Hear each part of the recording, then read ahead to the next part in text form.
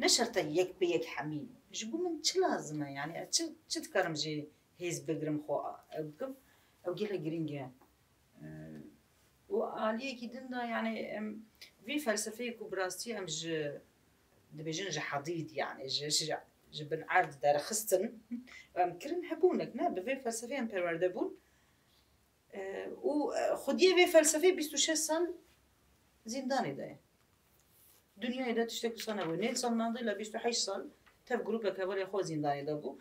اما 26 سال حجر انفرادی تو أخلاقي تو قانون دنیای دا تنایا.